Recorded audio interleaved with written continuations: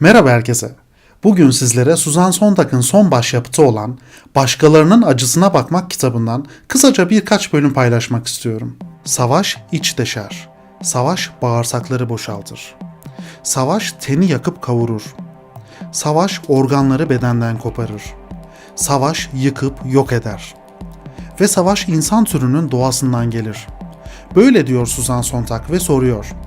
Savaşın ve dehşetin yüzünü sergileyen fotoğraflara bakmaya ne kadar dayanabilirsiniz? En büyük suç savaştır ve savaşları görüntüleyen en ünlü fotoğrafçıların çoğu kendi rollerinin savaşın gerçek yüzünü gözler önüne sermek olduğunu düşünmüşlerdir.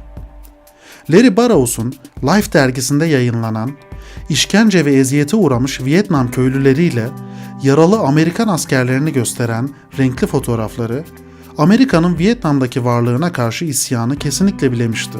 1971'de Burroughs, yanındaki 3 fotoğrafçıyla birlikte Laos'ta Ho Chi Minh hattı üzerinde uçan Amerikan ordusuna ait bir helikopterden açılan ateş sonucunda öldürüldü. Burroughs, bütün savaşı renklerle yansıtan, yani şoku devreye sokan ilk önemli fotoğrafçıydı. Savaş fotoğrafçılığının ortaya çıktığı ilk savaş Kırım Savaşı, ilk fotoğrafçı da 1855 yılının başlarında Prens Albert'in teşvikiyle Britanya hükümetince Kırım'a gönderilmiş olan Roger Fenton'du. Fotoğraf tam olarak kaç kişinin öldürüldüğü tartışmalarını atlayarak kalıcı bir izlenim bırakır. 1904'te Alman sömürge yönetiminin aldığı bir karar sonucunda Namibya'da Herero yerlilerinin tamamen ortadan kaldırılması, Japonların Aralık 1937'de yaklaşık 400 bin Çinliyi katledip 80 bininin ırzına geçerek gerçekleştirdikleri ve Nanking tecavüzü diye bilinen hunharca saldırı,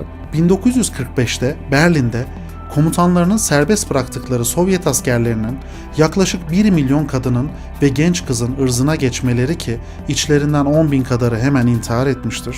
Bunlar çok az sayıda insanın aklında tutmaya niyetli olduğu olaylardır. Açıktır ki dünyada çok fazla adaletsizlik vardır ve gereğinden fazla hatırlamak insana acı verir.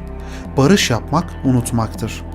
Uzlaşmak için hafızanın kusurlu ve sınırlı olması gerekir. Edebiyat özgürlüğün ta kendisidir. Yazarın Alman asıllı arkadaşı Fritz, Arizona'daki esir kampında geçirdiği 3 yıla yakın sürede ağır koşullara katlanmasını sağlayan tek şeyin kitap okumasına izin verilmesi olduğunu anlatmış. Edebiyata ulaşmak, ulusal kibrin dar görüşlülüğün, zoraki taşralılığın, anlamsız müfredat eğitiminin, tamamlanmayan kaderlerin ve kötü şansın meydana getirdiği hapishaneden kaçmaktı. Edebiyat daha büyük bir hayata, yani özgürlük alanına giriş pasaportuydu. Edebiyat özgürlüktür. Özellikle de birer değer olarak okumanın ve içe dönüklüğün ayaklar altına alındığı bir çağda edebiyat özgürlüğün ta kendisidir. İzlediğiniz için teşekkürler.